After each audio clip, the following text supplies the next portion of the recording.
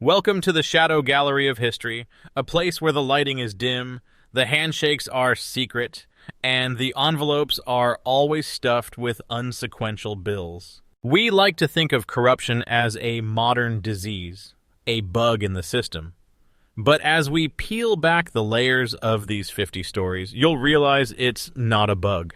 It's the operating system. From politicians who believed they were reincarnated pharaohs, to judges trading life sentences for fried chicken, we are about to embark on a tour of the audacious, the grotesque, and the hilarity of human avarice. Fasten your seatbelts. The road is paved with kickbacks. 1. The Sphinx of Suburbia. In the mid-2000s, a seemingly ordinary mayor in Arizona decided that the dusty plains of the American Southwest were lacking a certain dynastic flair. Convinced he was the literal reincarnation of an ancient Egyptian pharaoh, he didn't seek therapy. He sought a contractor. Using municipal funds, he commissioned a scale replica of the Sphinx to be erected in his backyard. This wasn't a public art installation.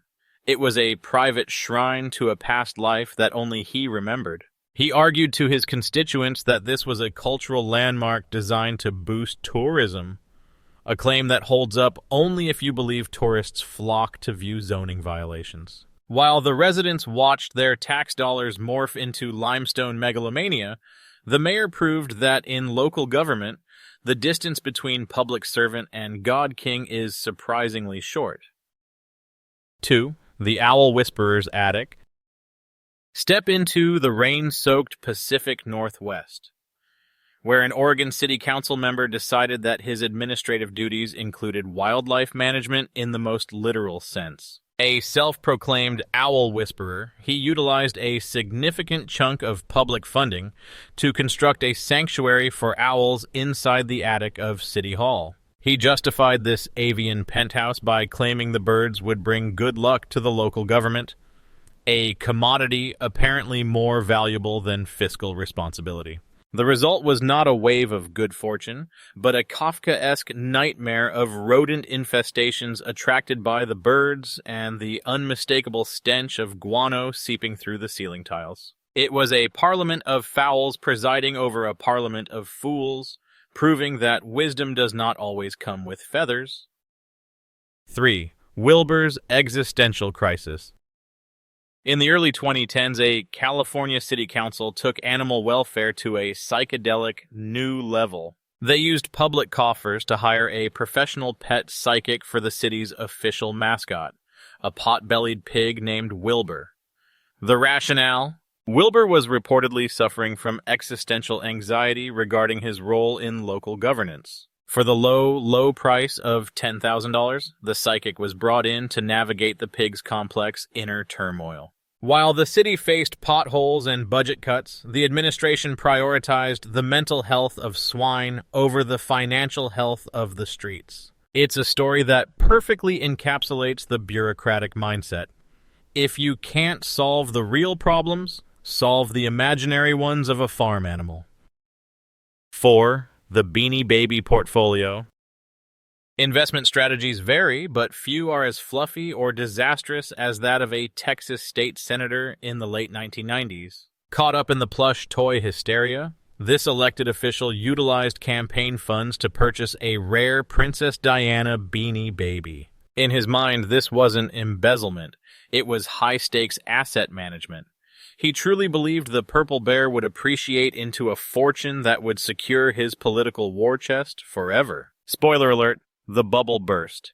He lost the election, the money vanished into the ether of bad taste, and the bear, once bought with the hope of empire, is now worth approximately $3. It sits on a shelf somewhere, a polyester monument to the fact that financial literacy should probably be a prerequisite for office. 5. Cold hard cash, literally. Focus your lens on the humid heat of Louisiana, where Congressman William Jefferson redefined the concept of frozen assets. When the FBI raided his home, they didn't find the loot in a safe behind a painting or buried in the yard. They found $90,000 in cash meticulously stuffed into Tupperware containers and hidden inside his freezer right next to the frozen peas and pie crusts. It brings a domestic absurdity to high-level felony. One has to wonder about the thought process. Was he hoping the money would stay fresh? Was he trying to cool off the heat from the feds? It remains one of the most iconic images of modern corruption. A man so consumed by greed he turned his Whirlpool appliance into a federally insured bank. 6. The $600 Throne. The 1980s defense budget scandals are legendary, but nothing symbolizes the military-industrial complex excess quite like the $600 toilet seat. The Pentagon was caught purchasing basic porcelain seats for a price that could have bought a decent used car at the time. This wasn't about superior ergonomics or tactical flushing capabilities. It was a masterclass in creative accounting. The money was allegedly being funneled into black-budget classified projects, with the toilet seat serving as the most humiliating receipt in history. It essentially flushed taxpayer dollars down the drain while generals claimed it was necessary for national security. It's the ultimate punchline of bureaucracy. We pay a king's ransom just so the government has a place to sit and think about how to spend more. 7. The discount tank dealership. In the 1990s, the U.S. military discovered a gap in their inventory control that was big enough to drive a tank through, literally. A scandal erupted involving the sale of surplus military equipment to private buyers for pennies on the dollar. We aren't talking about old canteens or surplus boots. We are talking about fighter jets and armored tanks sold for less than the price of a Honda Civic. If you knew the right people, you could stock your private militia with heavy ordnance while the taxpayer was still paying off the loan used to build them. It was a garage sale of apocalyptic proportions, proving that in the eyes of a corrupt quartermaster, an M1 Abrams is just another item on the clearance rack. 8. The Cardboard Army. Rewind to the desperate days of World War II, where patriotism was high, but apparently greed was higher. Several manufacturing companies bribed military procurement officials to secure lucrative contracts for soldier equipment. The result? One factory delivered thousands of pairs of combat boots to the front lines that were made not of leather, but of cardboard. Imagine the scene. Soldiers marching into the mud of Europe, only to have their footwear disintegrate within minutes. It is a level of villainy that transcends simple theft. It is treason for profit. These industrialists looked at the war effort and saw not a fight for freedom, but a chance to monetize a soldier's discomfort. 9. The Tunnel of Leaks. Boston's Big Dig was sold as the engineering marvel of the 20th century, a project to bury the city's highway system underground. Instead, it became a graveyard for $14 billion. Riddled with corruption from the start, the project was a cocktail of overpriced contracts, mob connections, and subpar materials. When the tunnel finally opened, it didn't just go over budget. It started leaking immediately. Ceiling panels collapsed, water gushed in, and the glittering promise of Infrastructure Week turned into a damp, dangerous joke. It stands today as a monument to the fact that you can throw infinite money at a problem, but if the concrete is mixed with graft, the structure will never hold. 10. The Bridge to Nowhere. In the mid-2000s, Alaska became the epicenter of pork barrel politics with a project that sounded like a Zen koan. The Bridge to Nowhere. Congress earmarked a staggering $223 million to build a massive, state-of-the-art bridge connecting a small town to an island with precisely 50 residents. The ferry service already in place took 5 minutes. The bridge was unnecessary, unwanted, and astronomically expensive, yet it became a hill lawmakers were willing to die on. It became the ultimate symbol of federal waste. A literal concrete span designed to carry nothing but the egos of the politicians who secured the funding. The money eventually disappeared into the general fund, leaving the bridge unbuilt but the audacity immortalized. 11. Weaponized Gridlock.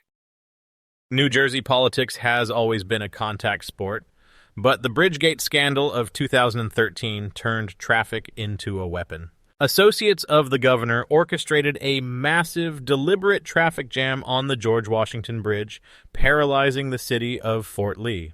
Why? Because the local mayor refused to endorse the governor for re-election. This wasn't just shutting down a lane, it was trapping ambulances, school buses, and thousands of commuters in a gridlock of vengeance. It was petty, vindictive, and dangerously reckless, revealing a mindset where public infrastructure is treated like a toy set that can be broken whenever a politician throws a tantrum. It remains a masterclass in how to turn a morning commute into a hostage situation. 12. The Doomsday Mayor. Deep in the Nevada desert, a mayor consumed by conspiracy theories decided that the end was nigh, and the city budget was his survival kit. He diverted public funds to construct a massive luxury underground bunker. This wasn't a municipal storm shelter. It was stocked with freeze-dried gourmet meals, high-end survival gear, and enough supplies to ride out the apocalypse in comfort. He framed it as disaster preparedness, but the blueprints looked suspiciously like a bachelor pad for the end times. While his constituents worried about paying rent, he was worrying about the zombie uprising. Ironically, the only disaster that struck was the audit that revealed he had buried the city's finances in a hole in the ground. 13. The Vampire Commissioner. Florida is often the setting for the bizarre, but a county commissioner there took it to a gothic extreme. A self-proclaimed vampire enthusiast, he used taxpayer money to install bat-friendly lighting throughout the darker corners of the county courthouse. He argued this was an eco-friendly initiative to support local wildlife. However, critics and insiders noted that the dim, eerie lighting created the perfect ambiance for his late-night meetings and personal goth aesthetic. He was essentially terraforming the judiciary into his own personal Transylvania. It turns out that draining the public coffers is a far more efficient way to sustain oneself than draining blood, though the parasitic nature remains exactly the same. 14. The Vintage Lunchbox Heist. Education budgets are sacred, right? Not to a school superintendent in California in the early 2020s. He diverted funds specifically allocated for student supplies to amass a world-class collection of vintage lunchboxes. We are talking about rare Superman tins, mint-condition Star Wars pail, plastic treasures from the 1970s. He categorized these purchases as educational artifacts, a euphemism that does a lot of heavy lifting. When investigators opened his office, it looked less like an administrative center and more like a nostalgic pawn shop. While students were sharing textbooks, their superintendent was bidding on eBay, proving that some men never outgrow the playground, they just find more expensive ways to steal the lunch money. 15. The Marshmallow Man.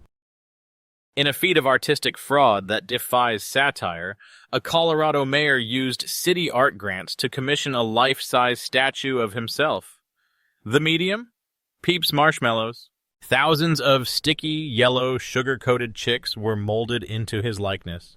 He claimed it was a pop art masterpiece that would challenge the viewer's perception of transience and power. The taxpayers, however, viewed it as a sticky, ant-attracting testament to narcissism. As the summer heat set in, the statue began to melt into a grotesque, sugary blob, serving as a perfect visual metaphor for his political career.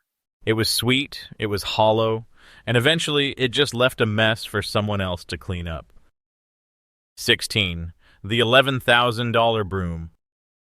Travel back to the gas-lit streets of 1860s New York, where Boss Tweed ran the city like a personal piggy bank. The Tweed ring was so brazen they didn't even try to hide the math. In the construction of a courthouse, they charged the city $11,000 for a single broom. To put that in perspective, for the price of sweeping a floor, you could have bought a mansion. It wasn't just a broom. It was a symbol of a system where every contract was inflated by 5,000%. They weren't just skimming off the top, they were taking the whole bucket and charging you for the privilege of holding the handle. It remains the gold standard of municipal theft. 17. Chandeliers for horses. Staying in the Gilded Age, Tammany Hall boss Richard Croker decided that the city's horses deserved better than straw and wood. He used public funds intended for city infrastructure to build a lavish stable for his racehorses. But this wasn't a barn. It was a palace, complete with crystal chandeliers and mahogany stalls. When confronted, he gave the immortal defense. The horses are part of city business. Apparently, in his mind, a municipal equine requires the same lighting as a ballroom dancer. It highlights the disconnect of the corrupt elite, where their pets live in better conditions than the voters who put them in power. 18. The Tiger King of Unions. George Scalise, a labor leader in the early 20th century, decided that representing the working man required the lifestyle of a Bond villain. He was caught siphoning massive amounts of money from union pension funds. And what did he buy? Not legitimate investments, but a private zoo. He purchased tigers, exotic birds, and rare reptiles, keeping them on his estate while the workers he represented struggled to buy bread. There is something profound about a man who claims to fight for the rights of the proletariat while literally feeding steaks to his private tiger. It's the ultimate betrayal of the working class. Your dues aren't securing your retirement. They're securing the food chain for a jungle cat. 19. Segway Gate.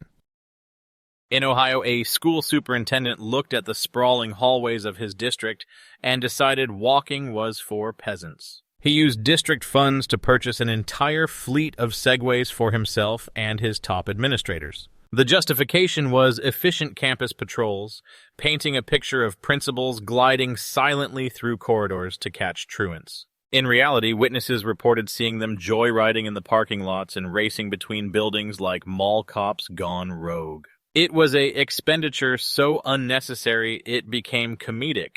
A group of middle-aged bureaucrats buzzing around on two-wheeled gyroscopes while the library budget was slashed. Justice moves slowly, but apparently, corruption rolls at 12 miles per hour.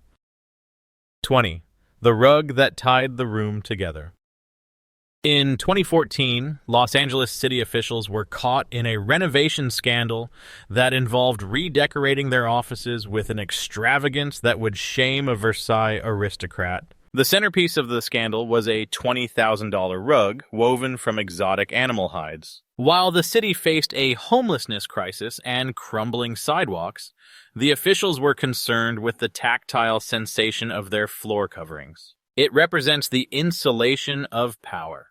When you are standing on 20 grand of dead animal, it's hard to feel the vibrations of the public outcry beneath your feet. It wasn't just a rug, it was a barrier between the rulers and the reality of the ruled. 21. Kids for Cash. The Kids for Cash scandal in Pennsylvania takes a sharp turn into the truly evil. 2 judges were found guilty of accepting millions in bribes from private juvenile detention centers. In exchange, they sent children to jail for minor, often trivial infractions to ensure the centers remained at full capacity. A teenager mocking a principal on MySpace, locked up, a kid stealing a candy bar, incarcerated. The judges effectively monetized the youth of their community, turning the courtroom into a supply chain for the prison industrial complex. It remains one of the darkest chapters in judicial history, proving that for some, the gavel is nothing more than an auction hammer selling human lives to the highest bidder. 22. The Prison Steakhouse.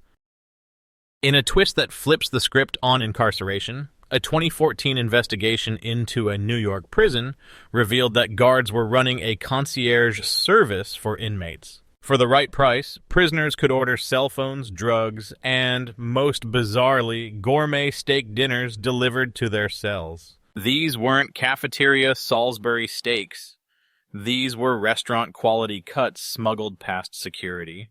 The prison had effectively become a speakeasy with bars, where the punishment of losing one's freedom was mitigated by a medium-rare ribeye. It exposed a system where the guards were the criminals, and the criminals were the customers, dining in style while serving time for crimes likely less sophisticated than the ones happening at the guard station. 23. The Menu of Justice. Most corruption is done with a wink and a nod, but California Congressman Randy Duke Cunningham preferred a prefix menu. In the 1990s, he actually created a bribe menu for defense contractors. He listed specific prices for specific favors. A government contract cost $50,000, a seat on an advisory board cost a boat, a legislative push cost a Rolls-Royce. He treated his congressional authority like a fast food drive-through. "I'll take a military appropriation with a side of tax evasion, please." Cunningham's lack of subtlety was his downfall, but you have to admire the transparency. He didn't leave you guessing, he gave you an invoice. 24. Operation Greylord. In the 1980s, the FBI launched Operation Greylord to investigate the Cook County courts in Chicago. What they found was a judicial system that functioned like a bazaar. Judges, lawyers, and clerks had established a fixed rate for justice. An acquittal on a DUI? That's $500. A murder charge dropped? That could earn you $10,000. Judges were literally taking cash payments in their chambers, sometimes while still wearing their robes. It shattered the illusion of the blindfolded Lady Justice. In Chicago, she wasn't blind. She was just checking the watermark on the bills. It remains the largest undercover investigation into a judicial system in U.S. history. 25. The Fried Chicken Verdict. New Orleans Judge Alan Green added a touch of Southern flavor to judicial misconduct. While most judges demanded cash or cars, Green was caught accepting bribes in the form of a lifetime supply of fried chicken. A local businessman wanted favorable rulings, and Green wanted drumsticks. It sounds like a joke from a bad sitcom, but it was federal wire fraud. He was trading the integrity of the court for secret herbs and spices. It speaks to the banality of corruption. Sometimes a soul isn't sold for a golden fiddle, but for a bucket of extra crispy. 26. The Phantom Voters. Chicago's Democratic machine of the mid-20th century was so efficient at corruption that they managed to conquer death itself. In multiple elections, the number of votes cast significantly exceeded the number of living residents in the city. Investigators found that voters included people who had died decades prior, their names pulled from tombstones to pad the ballot boxes. It gave a whole new meaning to civic duty.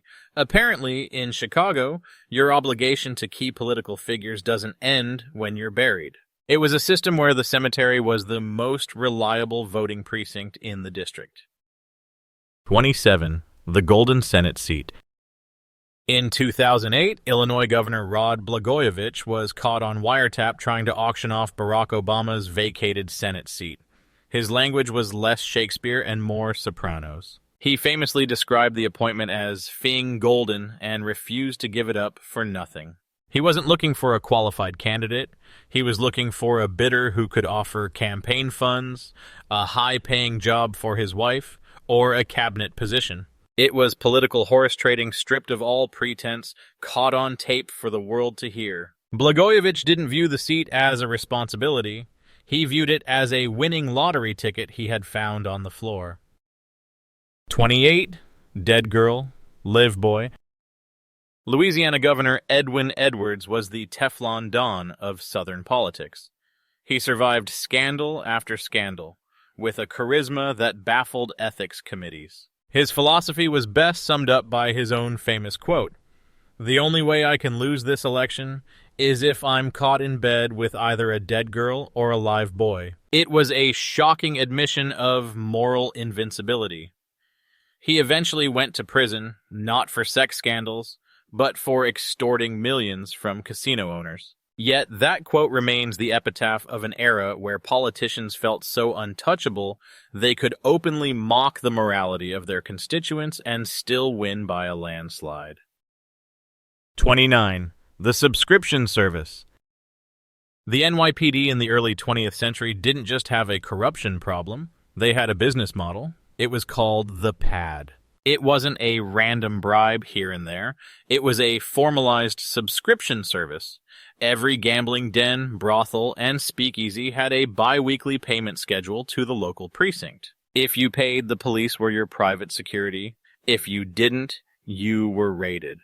It organized crime, literally organized by the crime fighters. The police station wasn't a precinct. It was a collection agency for the city's vices, turning the badge into a license to collect rent on the underworld. 30. Capones City. In the 1920s, Al Capone didn't just run the Chicago underworld. He effectively ran the city government. At the height of his power, it was estimated that nearly half of the Chicago police force was on his payroll. He didn't need to hide from the cops because he was the one signing their checks. City council meetings were often held in nightclubs owned by the mob, where decisions about zoning and sanitation were made over bootleg whiskey. It was the ultimate capture of the state. The line between the law and the outlaw didn't just blur. It vanished entirely under a pile of protection money. 31. The FBI's secret library. J. Edgar Hoover ran the FBI for decades, not just because he was good at catching criminals, but because he was good at catching politicians. He maintained the official and confidential files, a massive archive of dirt, affairs, and secrets on everyone from presidents to civil rights leaders. He didn't use this information to prosecute. He used it to ensure his own job security. It was blackmail on an industrial scale. Presidents who wanted to fire him would suddenly decide against it after a private meeting where Hoover would casually mention a certain hotel room or a specific wiretap. He proved that information is power, especially when that information is scandalous enough to ruin a life. 32. Taxing the tax collectors. In the 1950s, the IRS, the agency feared by every American, imploded in a scandal of its own. Dozens of high-ranking officials were caught accepting bribes to erase tax debts for wealthy businessmen. It was a simple transaction: pay the agent $5,000, save $50,000 in taxes. The guardians of the treasury were looting the vault. It shattered public trust, as the people responsible for auditing the average citizen were revealed to be the biggest tax cheats of all. It was a reminder that fiscal responsibility is often just a phrase used to scold the poor, while the rich buy an eraser for their ledger. 33. The poisoned tap. The Flint water crisis of the 2000s stands as a stark, tragic example of corruption that kills. This wasn't about fancy rugs or owl sanctuaries. This was about emergency managers switching a city's water source to a polluted river to save a few dollars. Despite immediate evidence that the water was corroding pipes and leaching lead into children's bloodstreams, officials systematically denied the problem, doctored reports, and mocked concerned residents. They prioritized a spreadsheet over human life. It wasn't just negligence. It was a cover-up that poisoned a generation, proving that the most dangerous corruption isn't the bribe you see, but the budget cut you drink. 34. The Teapot Dome. Before Watergate, there was Teapot Dome. In the 1920s, Secretary of the Interior Albert Fall decided that the U.S. Navy's oil reserves were actually his personal inventory. He leased the oil fields at Teapot Dome, Wyoming, to private oil tycoons in exchange for a suitcase full of cash and widespread loans he never intended to repay. He became the first cabinet member to go to prison. It was the moment America realized that the government's natural resources were up for sale. The oil was meant to power the fleet. Instead, it greased the palms of a man who treated the Department of the Interior like a liquidation sale. 35. the green energy grift. In the mid-2010s, a southwestern state representative became the champion of renewable energy, pushing legislation that offered massive tax credits for solar panel installation. It sounded noble until investigators realized he owned a significant stake in the state's largest solar installation company. He was literally writing laws to funnel customers into his own business. He legislated a demand for a product he was selling. It was a perfect circle of conflict of interest, wrapped in the virtuous flag of environmentalism. It taught a valuable lesson. Whenever a politician is passionate about a cause, check to see if they own the stock. 36. The smartest guys in the room. The Enron scandal of the 1990s wasn't just corporate malfeasance. It was systemic corruption that required the blindness of regulators and politicians. Enron created artificial energy shortages in California, causing rolling blackouts to drive up prices, all while their executives were on the phone laughing about grandma in the dark. They cooked the books so thoroughly that the company was essentially a hologram, a giant projection of wealth with nothing behind it. They bought influence in Washington to keep the regulators away, turning the energy market into a casino where the House rigged the lights to flicker whenever they needed more chips. 37. The Keating Five. The savings and loan crisis was a boring name for a thrilling heist. Charles Keating, a banking executive, bought himself 5 U.S. senators. Known as the Keating Five, these lawmakers bullied regulators to back off investigating Keating's failing bank. They were essentially customer service reps for a fraudster. Keating famously said, "One question, among many raised in recent weeks, had to do with whether my financial support in any way influenced several political figures to take up my cause." I want to say in the most forceful way I can, I certainly hope so. It was the most honest statement in the history of lobbying. 38. The Bank of Crooks and Criminals. BCCI, Bank of Credit and Commerce International, was less a bank and more a criminal service provider. In the 1980s, they handled money for everyone from Colombian drug cartels to Middle Eastern dictators and the sea. They bribed officials in dozens of countries to look the other way. It was a global corruption supermarket, where you could launder money, finance a coup, or hide a bribe all under one roof. When it collapsed, it revealed a financial system so rotten that legitimate governments were using the same bankers as the terrorists they were fighting. 39. Stealing from the wounded. In the 1920s, the Veterans Bureau scandal showed that there is no low-A corrupt official want sink to.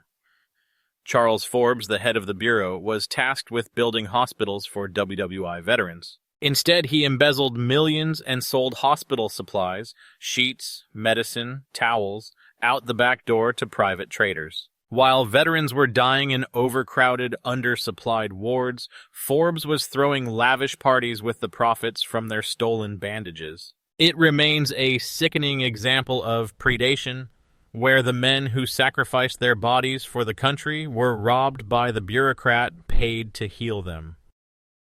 40. The Ethical Paradox. Here lies the irony of Leland Stanford. The Gilded Age tycoon built his railroad empire on a mountain of bribes, buying lawmakers to secure land grants and favorable regulations. He was a ruthless monopolist who crushed competition and bought votes like groceries. Yet he used that dirty money to found Stanford University, which is now a global center for teaching ethics and law. It is the ultimate historical paradox. The education of future leaders is funded by the grand larceny of the past. It suggests that if you steal enough money, you don't go to jail. You get a university named after you. 41. Buying a Senate seat, Volume 2. In the late 1800s, Montana copper king William A. Clark didn't want to campaign for the Senate. He wanted to purchase it. At the time, senators were chosen by state legislatures, not voters. Clark simply walked into the Montana State House with envelopes of cash. He reportedly said, I never bought a man who wasn't for sale. The corruption was so open that lawmakers were waving money in the air on the floor of the House. The U.S. Senate eventually refused to seat him because the bribery was too obvious even for them. Clark's solution? He managed to get appointed later anyway. Persistence and copper money beats ethics every time. 42. The Underwater Commute. The New York subway scandal of the 1950s was a masterclass in cutting corners. Corrupt officials awarded contracts to buddies who used substandard concrete and cheap wiring. The result was a transit system that seemed designed to fail. Stations flooded when it drizzled. Trains broke down if the wind blew. It wasn't just incompetence, it was theft. Every dollar saved on cheap materials was a dollar split between the contractor and the politician. They were essentially building a submarine system that leaked, betting that the public would be too busy bailing out water to look at the invoices. 43. The Arab Scam. In the late 1970s, the FBI created a fake Arab company called Abdul Enterprises. They dressed agents as wealthy sheikhs and offered bribes to congressmen in exchange for political favors. It was called Abscam. The reaction from the politicians was humiliatingly eager. One congressman was caught on video stuffing cash into his pockets, asking, "Does it have to be cash?" implying a wire transfer would be more convenient. Another bragged about his influence like a salesman pitching a used car. It revealed that for many in Washington, patriotism had a price tag, and it was surprisingly affordable. 44. The Ghost Fleet of San Francisco. In late 19th century San Francisco, the city payroll became a work of fiction. Corrupt bosses added hundreds of fake names to the list of city employees, street sweepers, lamplighters, and clerks who did not exist. These ghost employees dutifully collected paychecks every week, which were cashed by the politicians. The city was paying a phantom army to clean streets that remained dirty. It was a perfect crime. The employees never complained, never went on strike, and never asked for a raise. They just quietly siphoned the budget into the pockets of the powerful, leaving the real work to the underpaid living. 45. The Soundtrack of Bribery. The payola scandal of the 1950s changed music forever. Record labels realized that the easiest way to make a hit wasn't to write a good song, but to bribe the DJ. They paid radio hosts cash, cars, and vacations to play specific records on repeat. It created an artificial culture where the most popular songs were just the ones with the biggest bribe budget. It makes you wonder about the nostalgia of the era. Was that rock and roll revolution genuine? Or was it just the best playlist money could buy? It turned the airwaves into a commercial where the listeners didn't know they were being sold to. 46. Jack Abramoff's Casino. Jack Abramoff was the super lobbyist of the early 2000s, a man who turned access into an ATM. He defrauded Native American tribes of $85 million while privately mocking them in emails. He would lobby for a tribe to get a casino, then secretly lobby for a rival tribe to block it, charging both sides for the help. He treated democracy as a rigged game where he played both pitcher and batter. He bought politicians with golf trips to Scotland and box seats at games. He showed that in Washington, if you don't have a lobbyist, you don't have a voice. But if you do have a lobbyist, you might just be getting conned. 47. 1,000 tablets. 20 kids. In a Philadelphia school scandal in the 2010s, greed collided with EdTech. An official misappropriated millions intended for struggling schools. The most glaring expense? Purchasing over 1,000 tablets for a single classroom that had only 20 students. Do the math. That's 50 tablets per child. Unless these children were octopuses attempting to hack the Pentagon, there was no educational justification. The tablets, of course, disappeared, likely fenced or given to friends. It showcased the laziness of modern corruption. They didn't even try to make the numbers look plausible on the paperwork. 48. The Diamond Necklace Affair. Corruption in the 19th century had a certain sparkle. In the 1883 diamond necklace scandal, politicians weren't bribed with Bitcoin or wire transfers, they were bribed with jewelry. A railway company wanting lucrative land rights handed out diamond necklaces to the wives of influential congressmen. It was bribery by proxy. One senator's wife famously wore her bribe to a public ball, glittering under the gaslights, a walking billboard for political compromise. It was a time when you could literally see who had sold out by counting the carats around their neck. 49. The SS Misappropriation. In the lead-up to the 1939 New York World's Fair, the corruption was so rampant that one official didn't even try to hide it. After securing lucrative inflated contracts for his friends, he bought a yacht. And what did he name this vessel bought with stolen public funds? He named it the Misappropriation. You almost have to respect the nihilism. It's like robbing a bank and using the money to buy a car with the license plate robbery. It was a middle finger to the taxpayers, sailing past them on the Hudson River. 50. The Art of War. We end on a note that blurs the line between corruption and statecraft. During the Cold War, the CIA secretly funded the abstract expressionist movement. They funneled millions through fake foundations to promote American artists like Jackson Pollock and Mark Rothko. Why? To prove that American creativity was freer and more dynamic than Soviet realism. It was a cultural psyop. Taxpayer money was used to manipulate the art world, turning canvas and paint into weapons of ideological warfare. It wasn't corruption in the traditional sense of theft, but it was a secret distortion of culture. It leaves us with the final uncomfortable truth. Sometimes even the beauty we admire is just another line item in a secret budget. The verdict.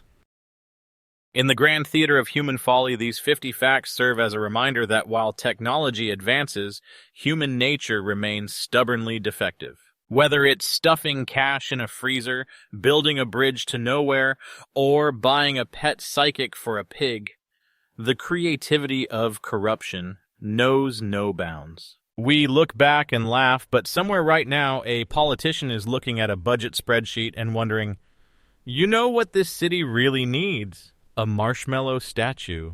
And thus, the cycle continues.